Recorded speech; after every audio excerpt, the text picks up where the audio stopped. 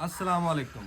सियाणे कहते भी आसां दे पद लंबे होंदे आ। इत्थे कहंदे सी भी इलैक्शन होऊगा कोई मुल्क च इस्तेकाम आ जाऊगा। वो मुल्क च तां इस्तेकाम आवे ना आवे, इस्तेकाम पार्टी आ गई। इत्थे बड़े बड़े एंकर कहंदे सी कि इलैक्शन होऊगा ते मुल्क सीधा हो जाऊगा।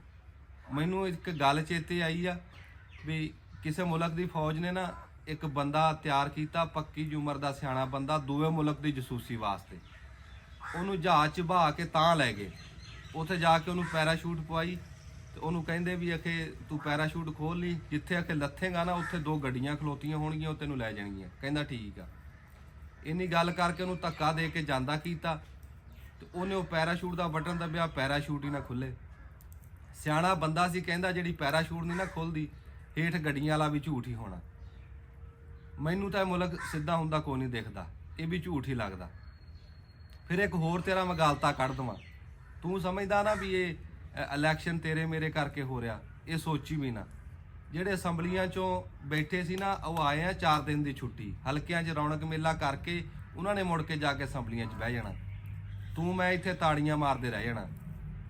साडी गल आवाम दी करदा ही कोई नहीं, किसे पासे गाह ही कोई नहीं। इत्थे माँ प्यो बेचारे परेशान आ भी उन्हां दी औलादां जवान आ, बेरोज़गार आ, धक्के खांदे फिरदे, पर इत्थे आवाम दा किते गाह ही कोई नहीं।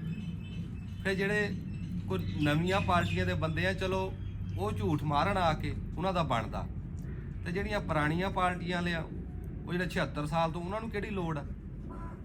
ਇੱਥੇ ਜਲਸਾ ਹੋਇਆ ਤੇ ਉਹ ਉਮੀਦਵਾਰ ਕਹਿੰਦਾ ਕਿ ਸਾਡੀ ਪਾਰਟੀ ਨੂੰ ਵੋਟ ਦਿਓ, ਆਖੇ ਮੁਲਕ ਦੀ ਤਕਦੀਰ ਬਦਲ ਦਾਂਗੇ। ਲਓ ਬੰਦੇ ਤਾੜੀਆਂ ਮਾਰਨ ਲੱਗ ਗਏ। ਉਹ ਮੈਂ ਆਖਿਆ ਖਸਮੋਂ ਹੱਸਦਾ ਹੈ। ਇੱਥੇ ਉਹ ਹਿਸਾਬ ਆ, ਕੋਈ ਬੰਦਾ ਨਾ ਇਲੈਕਸ਼ਨ 'ਚ ਖੜਾ ਹੋਇਆ ਕਿਸੇ ਥੱਕੀ ਜੀ ਪਾਰਟੀ 'ਚੋਂ, ਉਹਨੇ ਕਿਸੇ ਥਾਂ ਤੇ ਜਲਸਾ ਰੱਖ ਲਿਆ। ਉਹ ਜਲਸੇ ਵਾਲੇ ਦਿਨ ਉੱਥੇ ਗਿਆ ਤੇ ਅੱਗੇ ਇੱਕ ਹੀ ਬੰਦਾ ਬੈਠਾ। ਹੁਣ ਉਹਨੇ 8 ਦਿਨ ਲਾ ਕੇ ਤਕਰੀਰ ਯਾਦ ਕੀਤੀ ਸੀ। ਉਹ ਹੁਣ ਸੋਚੇ ਵੀ ਕੀ ਕਰਾਂ। ਉਹਨੇ ਉਹ ਬੰਦੇ ਨੂੰ ਹੀ ਪੁੱਛ ਲਿਆ, ਕਹਿੰਦਾ ਯਾਰ ਹੁਣ ਮੈਂ ਕੀ ਕਰਾਂ। ਉਹ ਕਹਿੰਦਾ ਜੀ ਮੈਨੂੰ ਤਾਂ ਇੱਕ ਗੱਲ ਦਾ ਪਤਾ, ਮੈਂ ਜ਼ਿਮੀਂਦਾਰ ਬੰਦਾ, ਵੀ ਮੈਂ 10 ਡੰਗਰਾਂ ਦੇ ਪੱਠੇ ਵੱਢ ਕੇ ਲਿਆਵਾਂ ਨਾ ਤੇ ਅੱਗੇ ਇੱਕ ਖੜਾ ਹੋਵੇ, ਲੈ ਉਹਨੂੰ ਨਹੀਂ ਮੈਂ ਭੁੱਖਾ ਰਹਿਣ ਦਿੰਦਾ। ਉਹ ਬੰਦਾ ਕਹਿੰਦਾ ਠੀਕ ਆ, ਮੈਨੂੰ ਆ ਗਈ ਸਮਝ। ਉਹ ਹੋ ਗਿਆ ਸ਼ੁਰੂ ਤਕਰੀਰ ਨੂੰ।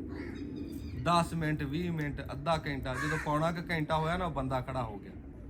ਕਹਿੰਦਾ ਚੌਧਰੀ ਸਾਹਿਬ ਤੁਸੀਂ ਮੇਰੀ ਪੂਰੀ ਗੱਲ ਨਹੀਂ ਸੁਣੀ। ਮੈਂ ਇਹ ਕਿਹਾ ਸੀਗਾ ਵੀ ਜੇ ਮੈਂ 10 ਡੰਗਰਾਂ ਦੇ ਪੱਠੇ ਲਿਆਵਾਂ ਅੱਗੇ ਇੱਕ ਖੜਾ ਹੋਵੇ, ਉਹਨੂੰ ਮੈਂ ਭੁੱਖਾ ਨਹੀਂ ਰਹਿਣ ਦਿੰਦਾ।